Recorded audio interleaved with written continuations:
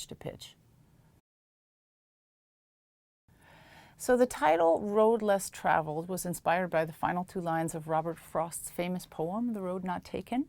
The last two lines of that poem read, "I took the one less traveled by, and that has made all the difference." If you feel like a shift is not working for you, even after the first 3 ways of practicing that I showed you, I think maybe you should consider an alternate finger or alternate finger pattern to execute your shift. There's a variety of reasons for that. You may want to change your hand frame because of what's coming up, certain accidentals, change of key, or upcoming whole step and half step patterns. A good example of that is the Saint-Saëns concerto bit that I already played for you in a previous segment.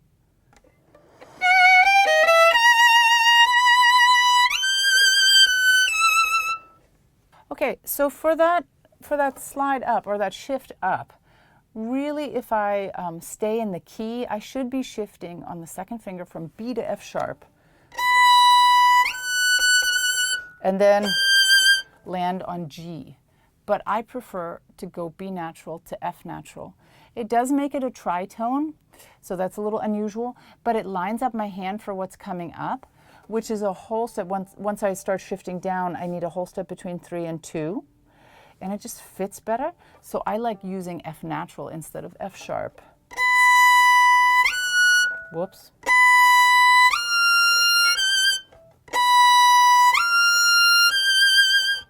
And because I'm going to do a new finger slide there anyway, it just fits better.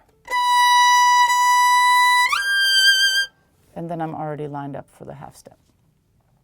Okay, another reason you might want to change your shifting structure is if you're playing high up on the fingerboard. You should consider extension fingerings for hand comfort. So you have choices when you shift into high positions. I often choose to play in extensions because I have pretty wide fingertips, so it fits better for me. So let's look at some examples of what I mean. If I'm playing F sharp in 6th position, right, this one, my first finger is going to be on D. I'm in a traditional setup. If I'm playing G, oh, that's not good. There it is. My first finger is probably going to be on E, so if I shift up, that's how I would do it. Once I get to A, I have some choices. If I'm coming from 3rd, for example, what can I do? Right, I can go into an F and then finger my A. That's just a traditional shifting pattern. Let me do that one more time for you. Okay. Or I can decide, for whatever reason, vibrato or because it's more comfortable, that I can shift to an E and then extend up to the A. I've shifted into 7th, right? And then I'm extending a half step up to get to the A. Certainly by the time I get to the really high positions, I play almost exclusively in extension. If I wanted to hit a C, I can bet money that that's a G. Does that make sense? So I don't play my fingers all cramped up in here. So sometimes when you're playing up there, just consider another finger pattern and maybe it'll work out better for you. Okay, reason number 3 that you might want to choose a different shifting pattern than the one you originally chose when you first looked at the piece is for security.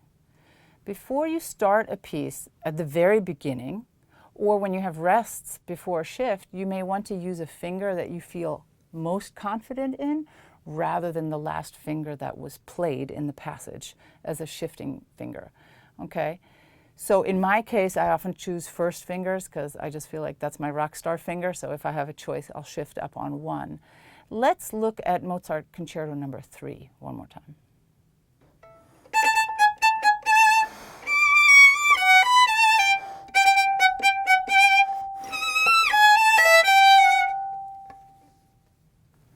Okay, so in that excerpt, you'll notice that the shifts are happening in rests. And so I'm going to take advantage of that.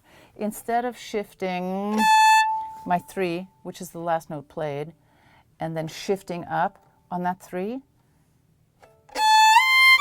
or I'm going to play 3, switch to 1, shift up the fingerboard, and keep going. Makes sense? So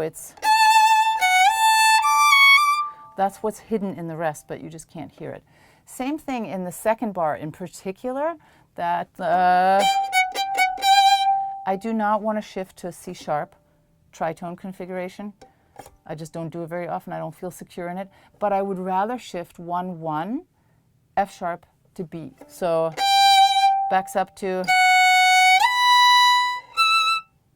makes sense? 1, up, and then I have a good shot at that D sharp. So just try out all the possibilities and see what you can come up with.